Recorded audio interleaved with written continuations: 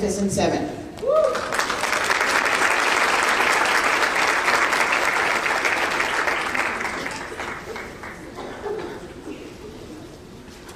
Good morning, buenos dias. First of all, thank you to CIVIC for giving us this opportunity to present this morning. I think after you hear their stories and after you get to meet them a little bit, you'll know why we are here. So without saying much more, I'm going to let them do all the speaking. So our first speaker is Ms. Jamie Martinez.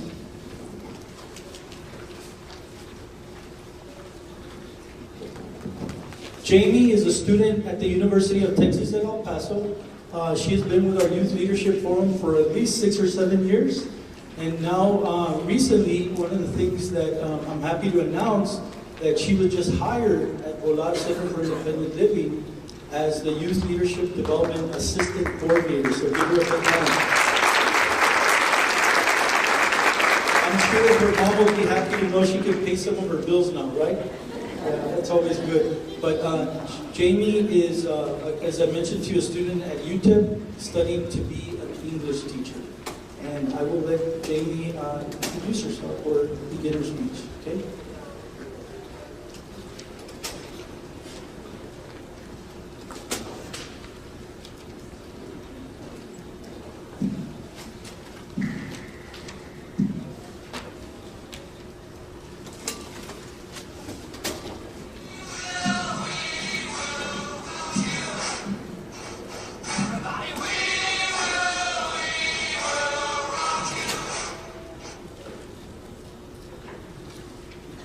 Before October 24th, 2008, this song was just another song. But now, this song represents self-discovery, confidence, and acceptance of my disability. It all began at UTEP with Professor Dirk Klaas. He shared with his class that he was the director of a nonprofit organization for high school students with disabilities called Paso del Norte Youth Leadership Forum, or YLF. A course requirement of his was to complete 10 hours at their opening celebration in late October. My mom, a student in his class, signed up for her hours, and that same evening, he asked if any of them were interested in having their child apply. Now, I wasn't there, but I'm pretty sure my mom was the first to shoot her hand up into the air. He gave her an application and told her I was automatically accepted, so long as she got the application back to him as soon as possible. Even though it sounded like just another boring school thing and I didn't really want to go, I filled out the application that night and my mom returned it to a professor the following Monday. Fast forward about a week to the YLF, I had been fighting with my 3 closest friends. In retrospect, it really wasn't a big deal, but it's high school and everything's the end of the world in high school. Anyway, the whole ordeal had me in a bit of a funk. I was so sad and I felt very alone.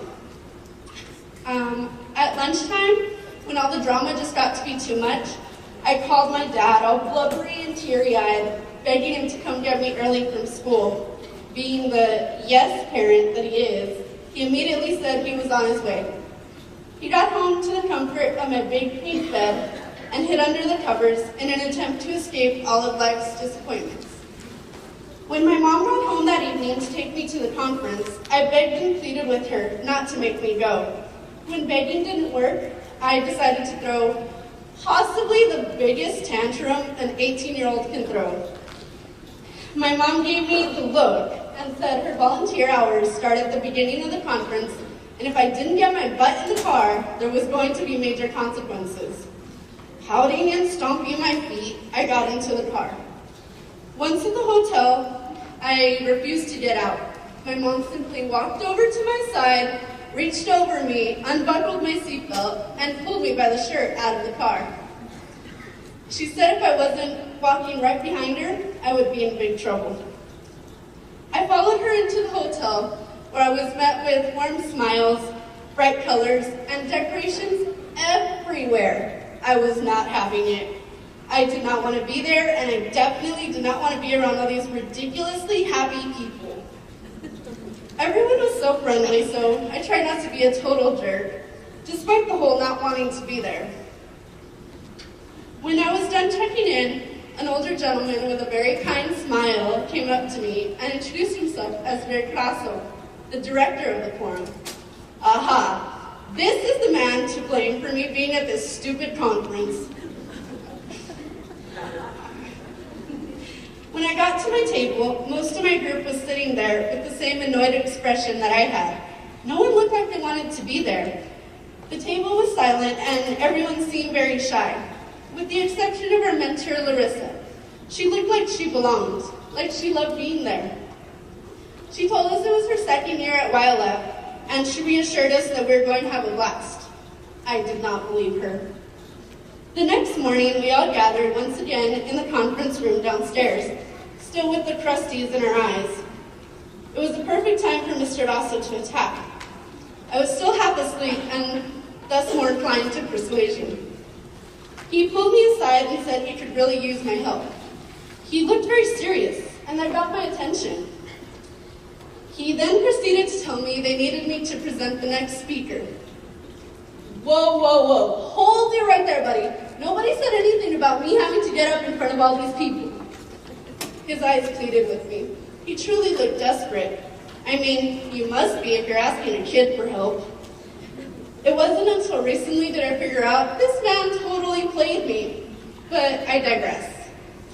So there I was, nervously agreeing to help this man out. I met with the speaker just to get a few blurbs, so I knew what to say. Mr. Rosso called me up, and I stumbled over to the front of the room.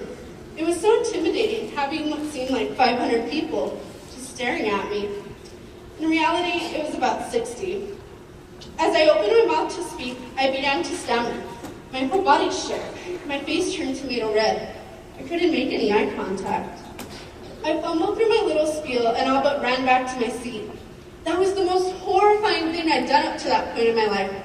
But I did it. When Sunday rolled around, I didn't want to leave. I had learned so much about myself, others and their disabilities, and all the different resources I didn't know I needed or could use after high school. When my parents got there to pick me up, they were met with a completely different child from the one they had left there on Friday. I was already eager to attend while I left the following year. I'm sorry, I can't stand anymore. I'm sorry.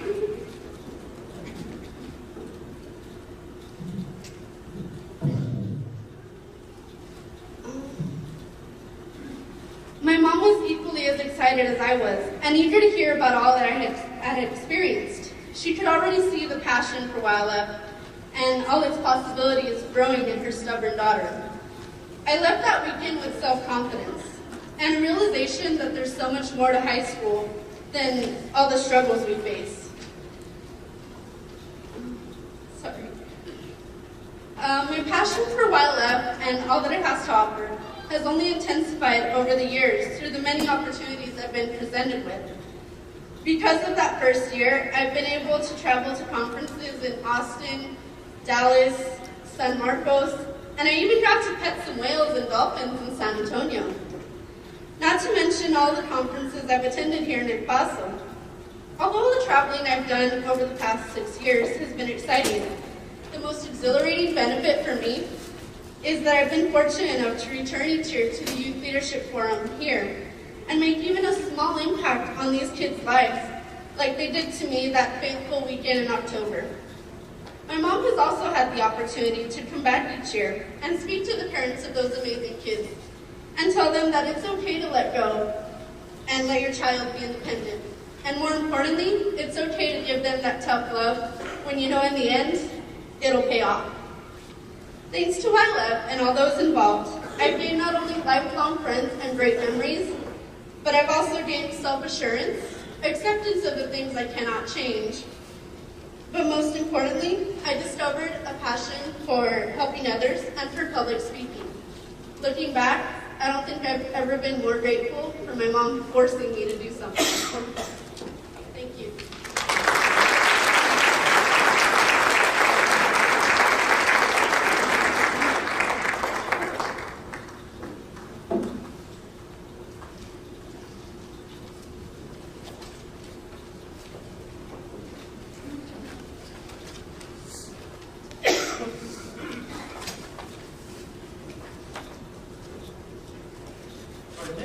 speaker is Alina Azegondo. And Alina just graduated from the University of Texas at El Paso this past year as a psychology major. But her lifelong dream is to be an attorney. And so right now she's in the middle of submitting all her applications and looking at which university will be the best for her. She recently took her LSAT test, which is a test that you have to take to get into law school. Of course, she did very well on it. So let me introduce to you Nina Arredondo.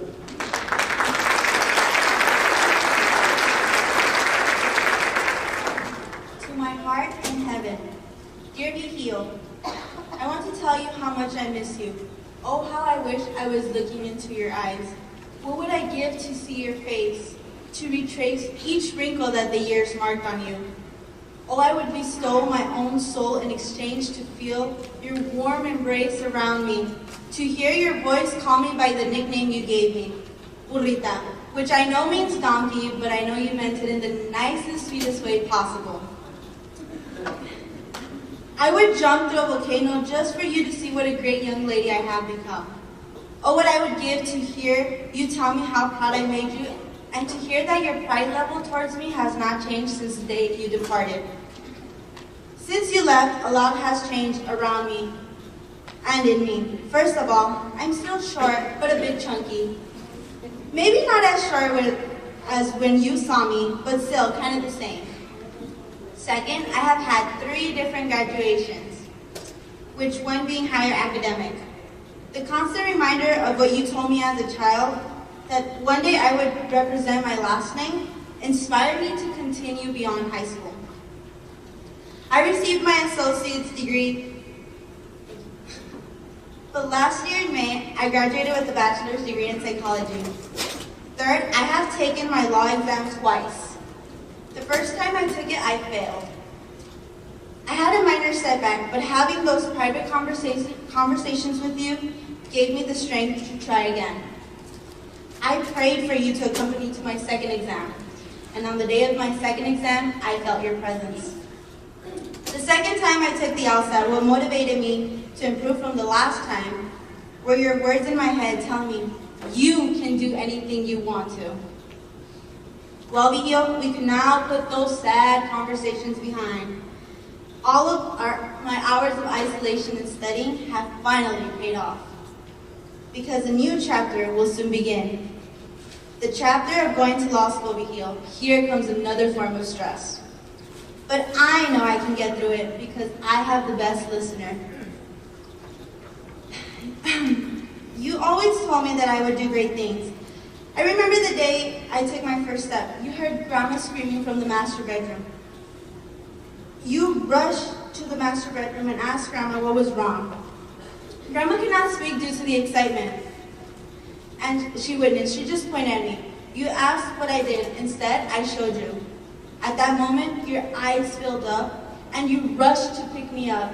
And while in your arms, you told me something I carry dearly. Ya ve, burrita, todo lo puede si usted quiere. Meaning, you see, you can do anything if you want to. Taking my first step was a huge miracle because the doctors wanted to amputate my legs. But you never gave up on me. We did home therapy because you believed I would be able to walk. And thanks to your stubbornness, I have not stopped walking since then. I remember as a child, every time you received your check, you would take me to the bank because that was the only way the cashier would cash your check. Of course, this was just for you to, this is all you did just to make me practice my writing. Or what about the time we were playing kitchen and I grabbed some jelly bean eggs and I pretended that there were some regular chicken eggs. I remember I made you and your brother eat my jelly bean eggs. Though your brother was not cooperating, he did not want to eat my jelly bean eggs. And I started to cry because I made those eggs with a lot of love. So you asked for seconds and you made your brother eat my jelly bean eggs. Or what about the time you would take me to McDonald's, only for the toy? I remember your truck was full of McDonald's toys. You had me spoiled, but in a good way. But the memory I cherish the most was the last time I saw you a week before you left. I remember eating cereal outside under the tree. You could hardly walk and the pain had invaded your entire body. But that did not stop you from playing with us. We played ball and you pushed me on the swing. That day stood still, as if God was warning me to cherish what would be the last moment with you. All these great memories and more I have with you I shall treasure for the rest of my life until we meet again, where we will be able to make more memories. I want to tell you how much I've suffered in silence after you left my side. Not only did you take with me a chunk of my heart, but you also took the world that I once knew down with you in your casket. I'm sorry, I'm getting a little emotional. Each shovel of dirt thrown upon you represented my youth, my innocence, and my childhood rolling off of me to cover you. Oh, Grandpa, your wise words will and will always be my constant motivation through difficult times. You once told me how one day I will represent my last name, and one day everyone would be talking about Alina Guadalupe Redondo, and you would proudly proclaim to the four winds, I am your granddaughter. Thank you, my Vigil, for believing in me, and all of your accomplishments, I offer them in your honor. I guess what I want to tell you, you will always live in my heart. I am grateful that I met you, and it was an honor to have called you my grandfather. I will see you soon, but until that day comes, I know, Vigil, wherever I end up, you will be by my side, guiding me towards the correct path and becoming a family lawyer. Sincerely and always, your Burrita. Well, Grandpa, I love you and I will always remember you. Thank you.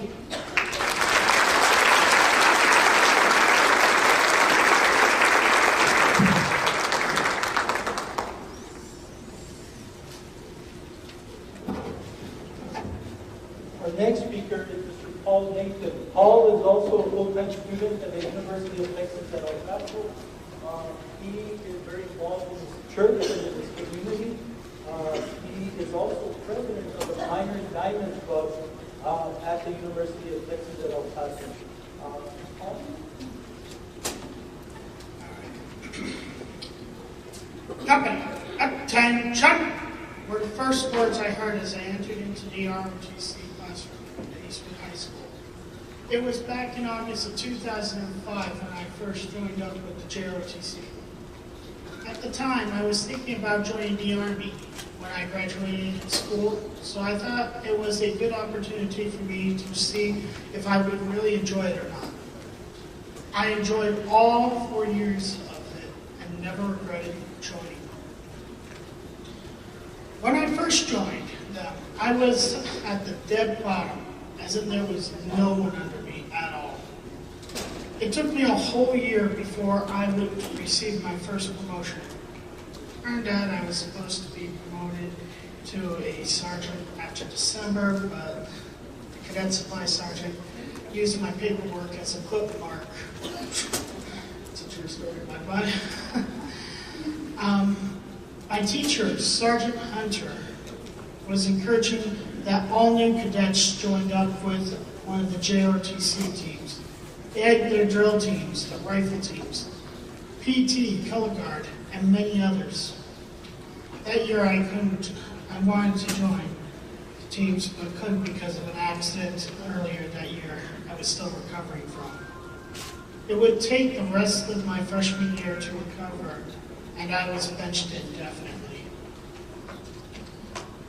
I still wanted to support my friends, and I applied for a position over at S5, the records keeping department, as a photographer. During that time period, though, I had received my first aid certification for the American Red Cross, a useful little thing at the time, since I was the only cadet who was actually certified. I have used that knowledge so many times back then to wrap sprained ankles, treat heat exhaustion, cuts, dehydration, and the like over the years. I remember this one time when I was at a cadet drill meet competition. One of the cadets had heat exhaustion for the PT portion. of the competition and had collapsed on the track. The sergeant had brought her into the building and placed her on the floor in order to let her rest. At the time, my job was to take pictures of the competition. I went inside to get some water, and as I walked into the building, I heard that the cadet came from Eastwood. So I went over to see if I could help in any way. The sergeant was watching over her when I got there. She needed to cool down, but there were no ice packs immediately available.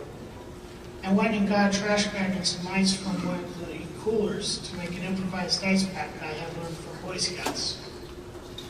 In the meantime, another sergeant was running around to find someone with a key to the nurse's office. When she came back without a key to the cadet was cooled down and was resting in a bench doing just fine. I explained that I had first aid training and was certified by the Boy Scouts and the American Red Cross. As the year progressed, I found myself using my first aid knowledge more and more, and ended up becoming an battalion medic. In a way, it made me feel important and different from the rest of the cadets. When I had first joined that year, I may have been at the bottom, but I was far from being the weakest link. I will never regret my 4 years in the JROTC. I was disappointed that even graduating as a cadet captain, this would be as far as I would be allowed to go as far as the military is concerned. For medical reasons, I am not able to enlist. Around this time, the Youth Leadership Forum found me and gave me a new mission, one I look forward to continuing. Company dismissed.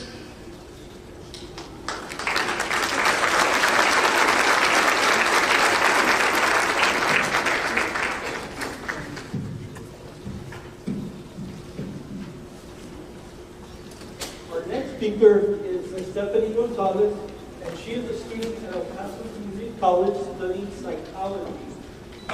Everyone that knows Stephanie will tell you that she is very much a motivated and enthusiastic person, and as you will see from her smile, it's something that you will always remember about Stephanie. My seventh grade teacher, Mr. Hogan, told my mom and I that I have what's called dyslexia. Mr. Hogan was a man of faith and cared about his students very much. He would ask us questions, and he always saw that I was right and other students cared less. So then he decided to work with me alone instead. I remember he would take out the alphabet cards with the picture next to each letter. He would tell me the alphabet and I would have to repeat them. A, B, C, D, E, F. I never felt dumb or stupid or even insecure, because my friends didn't really care if I could read or write, because I had all my classes with the same people. My dream had always been to learn how to read, because books have always caught my attention. I've always wanted to learn how to write, especially to a friend or a boy I liked. I would be too embarrassed to ask my teacher or a friend to help me write a letter. However, my teacher made me read and write sentences till I knew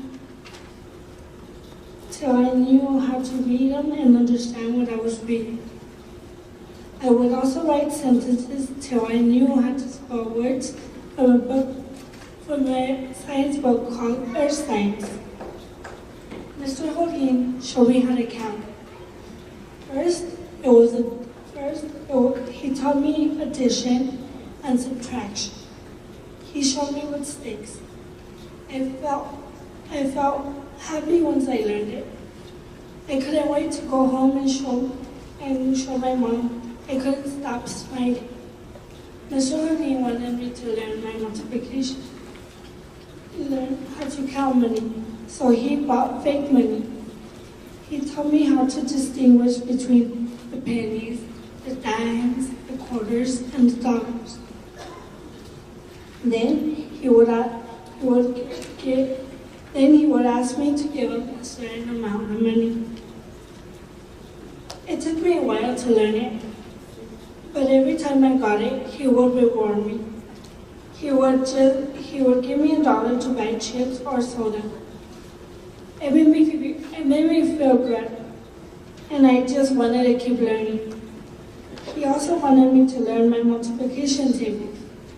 So he made me a copy of my multiplication table, and he said he was going to test me.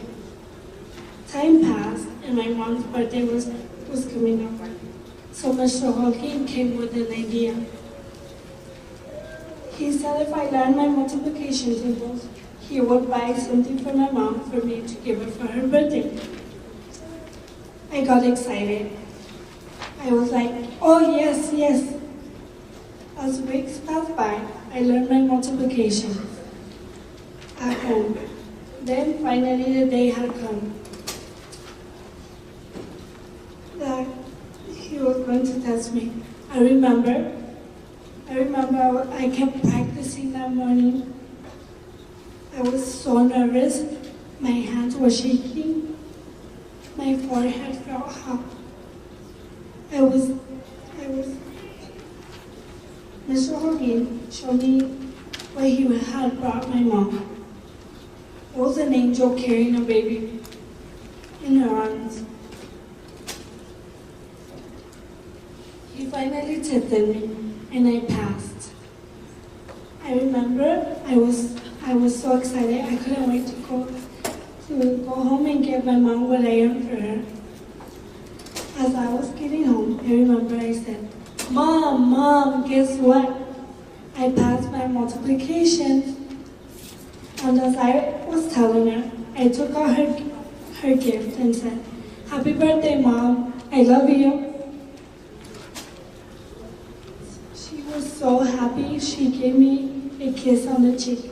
It felt like her lips were going to go all the way inside my cheek. As the years passed by, my ARD graduation meeting came.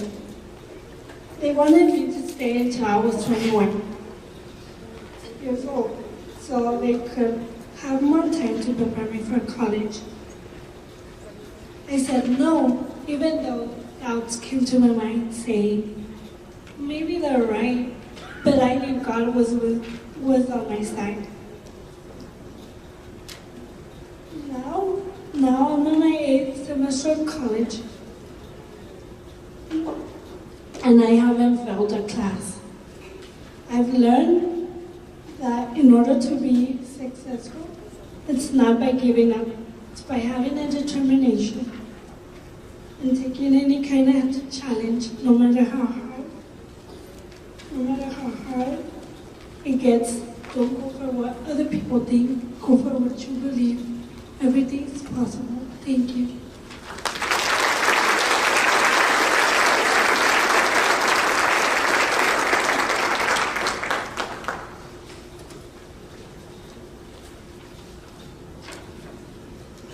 Our next speaker is Roxana. She graduated from Riverside High School in 1996. As you can see, she's sitting right next to her twin sister, who she always says is her better half. It keeps her in line. Roxy currently is a student at El Paso Community College, continuing her education and eventually get her bachelor's degree. Roxy loves to work with young people. She is also part of our youth leadership program. Thank you. Thank you, Mr. Razo. Thank you for being here this morning. I really, really appreciate you all being here. You all are such an inspiration to us. So give yourselves a hand clap.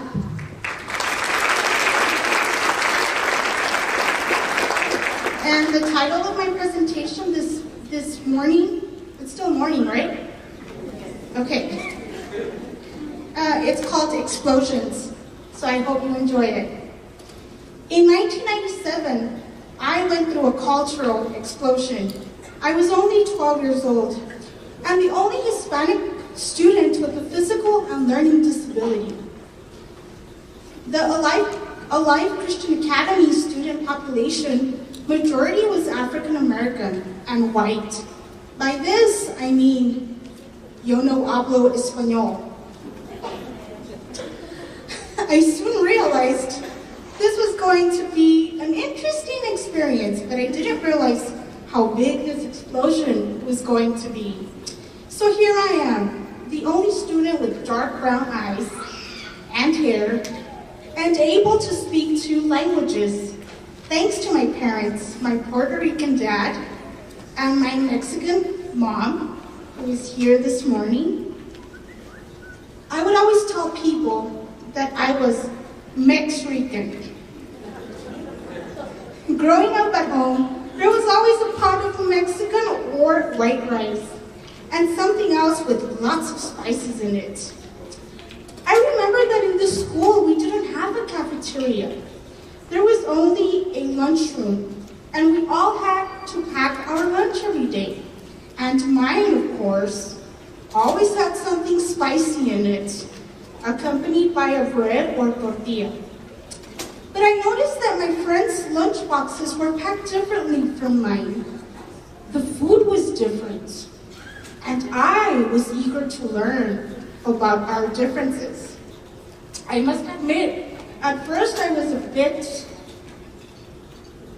I felt a bit different at first because I didn't have the blonde hair and the big blue eyes like my Anglo friends and the dark skin like my African American friends. But I was never discriminated in any way. Most of the time, I was the center of attention because I was the only student with a disability was able to speak Spanish very fast, especially when I got upset. See, I believe that there is beauty in diversity. Different individuals valuing each other, regardless of skin, intellect, talent, or years. I learned that not everyone enjoys the same food, but it's all about culture. For example, my African American friends, they liked ravioli. I had no idea what that was, nor how it tasted. My friend Shawana said, "Try it, Roxy." I did, and I liked it. My Anglo friends, the Yo no hablo español group, they ate bagels with cream cheese. What's that? I said, the only cream I know is the cream on my sour flautas. And they also said something, rolled taquitos. I said, what's that? Rolled taquitos?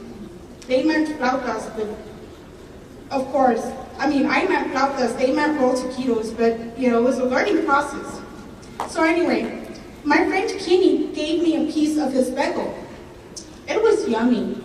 The strawberry cream cheese made it even yummier. My favorite was the strawberry cream cheese on a plain bagel. But I have to admit to you, the blueberry bagels are the best. Kettle corn, not popcorn baked in hot sauce, but kettle corn with chocolate chips and gumdrops. Yeah, that sounds weird, but it's very good. Depending on your culture, see, food has different names. It means the same thing. Like I said, for example, they say rolled taquitos, we say flautas. Enchilada casserole, we say chilaquiles. So it's, it means the same thing. It just has different names depending on your culture. But my favorite explosion, and everybody's favorite explosion, was music. See, music was like therapy for all of us. It was our escape from the hardships of life. Here, my friends, there were no spices lacking. It was just right. It was all about jazz, rhythm, and blues, which my African Americans loved. Stevie Wonder, B.B. King, and the beautiful Aretha Franklin. Oh, and hip hop or rap, they also enjoyed. And I did too, especially if it had a positive message. like the threesome, decent Christian talk, but also known as DC talk. Now that, my amigos, was an awesome explosion in my ears, wrapped with a positive message of true love, hope, and peace that is only possible when you know the creator of heaven and earth. My Anglo friends taught me to appreciate the awesome harmonies and tunes of the beautiful choir, the voices of many different individuals making melodies was a sweet explosion in Roxy's ears. We all learned that in reality, we are all the same, because we can all love, share, and learn from one another. It doesn't matter if you like ravioli, which is good, by the way. It's very good. Bagels with cream cheese or blueberry bagels, which I recommend to you. Chilaquiles, which we all love. And of course, who doesn't like tres leches or chocolate raspberry cake, right? But what matters, it's not all of that. See, what matters is that we're all beautiful, inside and out. My friends taught me to appreciate and love them, and others for who they are, and to love myself and my culture and be grateful that I can speak two languages. My friends, there is beauty in diversity. As a 12-year-old girl, I learned to appreciate the beauty of God's creation and the beauty we all possess. Thank you.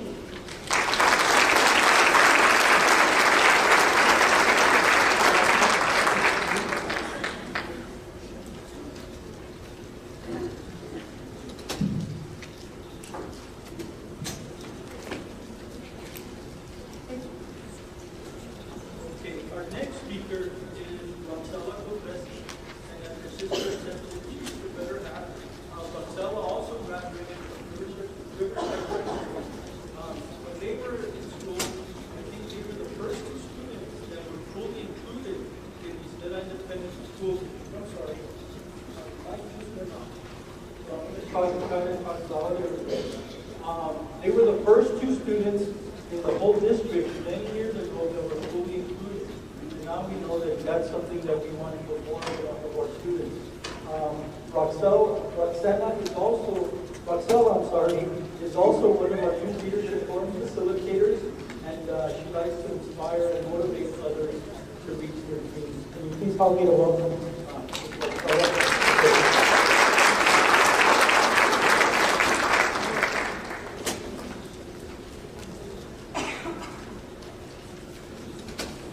Hello, my name is Roxana Freppy. Thank you for being here today. Listening, hearing, seeing, and understanding, these are all important to me so that I can learn and teach others. Eye contact is one of the most important moments for me. No one likes to be ignored or feel unimportant. I like people to understand me. So what can I do? How are they going to communicate with me? When I was little, my mom always made sure I participated in every school activity with my classmates. That is why I feel comfortable in places with lots of people. For example, the mall, church, and sporting events. Friendships are built with regular contact. Jared and Shannon are wonderful friends of mine. We enjoy going to Little Caesar's Pizza. Sometimes we save a few slices for Awesome, Jared's dog. Shannon and I love to go shopping on sale. We love to wear makeup and jewelry too. My friends sometimes call me Miss Hollywood or Miss America. I love to look my best. I love to match. My friends love my jewelry. I love to wear different sunglasses and my friends think that is cool. My friends listen to me through my dying box or mine interpreter. They pay attention. Attention helps. I can share my heart and listen to others' hearts. My friends know inside my heart and head are hidden treasures full of wisdom. Big wisdom. Wisdom from the heart link is awesome. Hearing someone's heart is bright, moving, happy. That is how my friends make me feel when they listen to me. Hearts hold the wisdom of listening, eyes hold the wisdom of seeing. Our stories bring wisdom, awesome wisdom. Remember, eye contact is very important. We need to learn to listen without finishing the sentence and putting periods where they don't need to be. My hope is that my story will inspire you to be in a community that makes a difference by listening to others. Thank you. God bless you.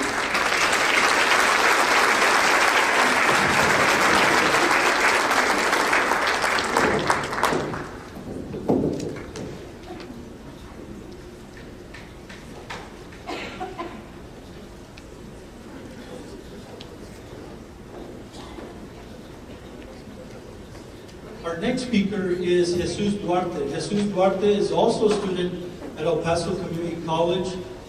This year he joined our Youth Leadership Forum. Jesus is a very energetic and very innovative person. He even has a couple of different businesses. His goal and his dream is to become a motivational speaker. If you can help me to welcome Jesus Duarte, please. Successful people are not gifted. They just work hard and succeed on purpose.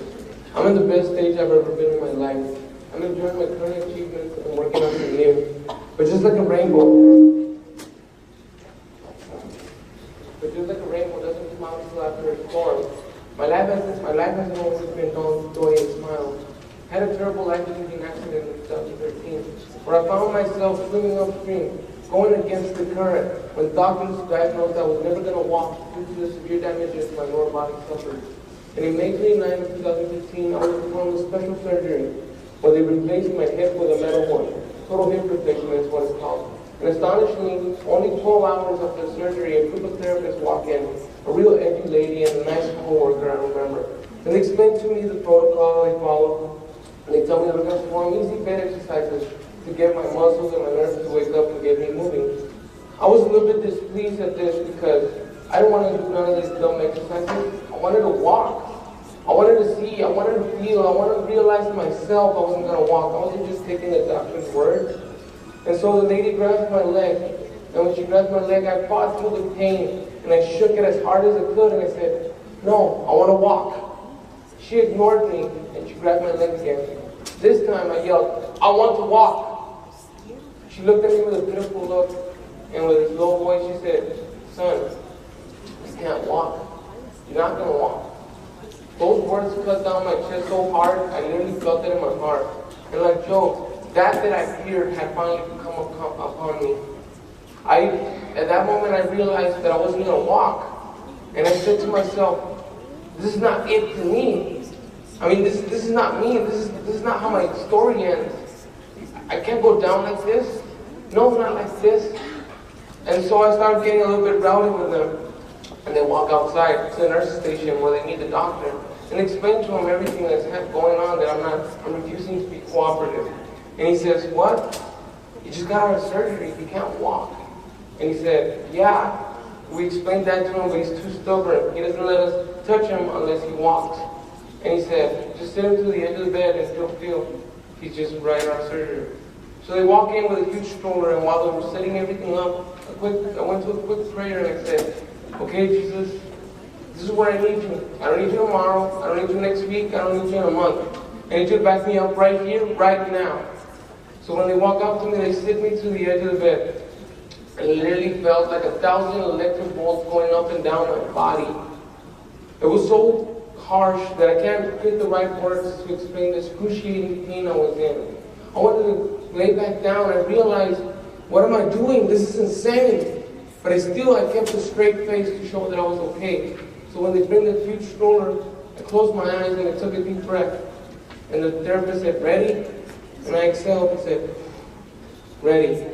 And then my God showed up. The unimaginable, the unthinkable, the unexplainable occurred. I stood for the very first time after my accident. But by that time, I realized what situation I was in. I became aware of my situation. I knew where I was. I wasn't okay to walk. My legs were weak and my knees were shaky. I wanted to come back down. But then I saw my mom with tears in her eyes looking at me. The therapist was inserted. My heartbeat monitor went off like crazy. And when they suggested to come back down, as they were still talking, I took my very first step. And then it took every single ounce of energy to take the other one, then another one, and then the next. And that was the first time I took my first 6 baby steps. It was just a small stepping stone to many that I had achieved.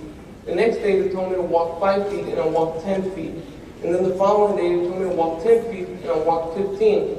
But it wasn't until the 3rd day that was real significant to me, because they told me to walk 20 feet. And when they got me everything in the big stroller, and as I was walking, I had said in my mind I wanted to walk more than 20 feet. And when I did, nobody clapped, nobody cheered, because they expected that from me. And I just remember saying, okay, Chewy, just one more step, come on, just one more step, just one more. And when I realized I had walked triple the initial distance they had told me to walk, and I had gotten to the end of the hallway, then everybody started clapping and cheering for me, but I just turned back around. My goals had changed, and I started walking some more. But this time I just kept saying, okay, just one more, just this time, just a little bit more, you're almost there. And this time I had set my mind with concrete, I was going to walk back to my room.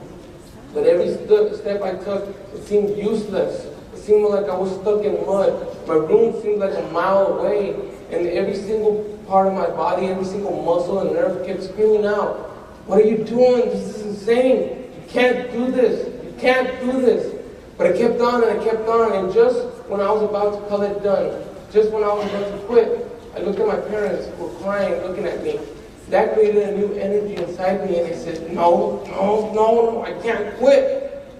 And I kept on and I kept pushing. And it seemed like my body went to automatic, and I just glided on right through my room.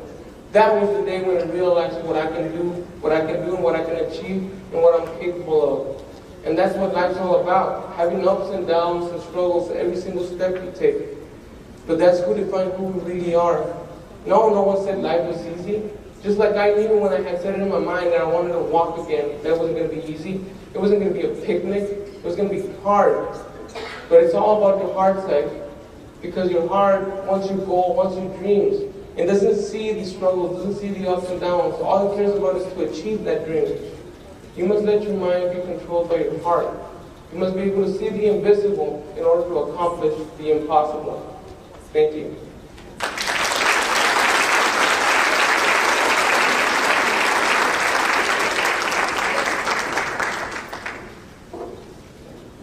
You know, when you hear their stories, several of them mentioned their parents. Alina mentioned her grandfather. I'm going to tell you that they couldn't be here today without the support of their parents. And so it would not be appropriate for us to just introduce them. But we have 2 parents here that I know are very involved, and I know they're very grateful too because of their help and support. So I'd like to introduce Mr. Arredondo, Alina's father, and Mrs. Cortez, watching the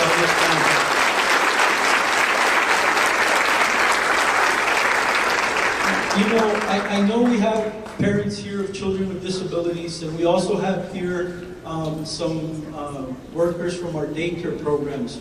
But I think the one thing that we all have in common is that many of us are parents, many of us are uncles, aunts, grandparents, and when we have children, we have dreams, we have goals for them. And because of a disability, it shouldn't be any different. Parents need to also dream, and those dreams eventually become the dreams of them as well. Because now as young adults, they have dreams, they have aspirations to become a lawyer, to become a teacher, to become a psychologist, to become a business person, to help and work with other young people. They have dreams too, but it starts with parents having dreams. And I know it's very hard sometimes because every step of the way you get people that will tell you you can't. It's not possible. You won't be able to, there's a lot of no's that happen. But you can't let that stop you from dreaming. And then those dreams have to become reality because then you have to put them into a plan. You have to think about, okay, how are we going to help our children? And again, whether they're your children, your grandchildren, your nieces, your nephews, what are we going to do to help them to eventually be able to reach their dreams and their goals? And I think it's something that continues. Those of you that work in daycare programs, you work with children with disabilities. And very often, you're the first ones that are going to deal with parents. And you make a difference in their lives by being optimistic, by encouraging them, by telling them about programs and organizations like CDIC and the ones that you'll hear about today, so that they can get more help. Parents of children with disabilities will tell you it's a journey. And that journey is a continuous journey, and sometimes there's mountains and sometimes there's valleys. But every step along the way, like Pati said, there was a person in her life, and now she's that person to other people. She's always there to help them, to encourage them, and to give them hope, and to listen. Because, sometimes we don't have all the answers. All we can do is just listen. And sometimes that's all parents need, is somebody to listen. They don't necessarily are saying, solve my problems, tell me what to do. They just need to let it out. And so today, you're going to have the opportunity to learn about different programs and services, to learn about different ways of serving children with disabilities and serving their parents, because it's two together. They're not separate. We got to work with them together. And so I hope that this morning, by hearing these young people who eventually I know are going to become leaders in our community, and are going to advocate, not just for people with disabilities, but for all people. I hope it's given parents, you parents that have children with disabilities, a glimmer of hope to say, you know what can my child do? And we know that every child is an individual person. They all have their strengths, they all have their talents, they have their interests, and so we have to find what those strengths are, what those interests are, what they're good at doing, and we need to help them to develop those dreams and those goals. But a lot of it starts with you as parents, thinking about what you would like for them to do after they graduate from high school. Where would you like to see them when they're adults?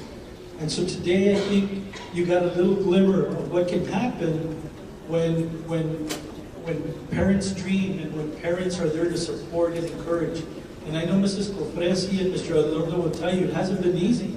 It's been really hard. But every step of the way, they've been there with their kids, they've encouraged them. And you know what? The one thing I know about those two parents, but all the other parents, is that they never let go of their dreams. They never let anybody say you can't do it. Because you know what? Nobody has a right to do that. Those are your dreams, and those are the dreams of your kids. And those are the things that will motivate us and keep us going day after day. And again, every child, every person is an individual, and we need to find out again what their strengths. So today, parents, take the opportunity to learn, to network, to meet other people. Those of you that came from the daycare programs, we hope that you take the opportunity to meet, to talk, and share with our parents.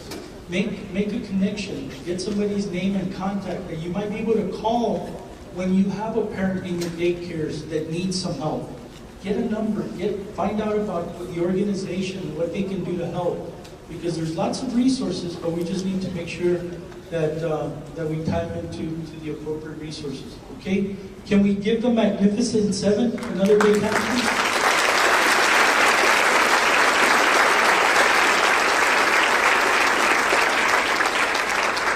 We're going to take this opportunity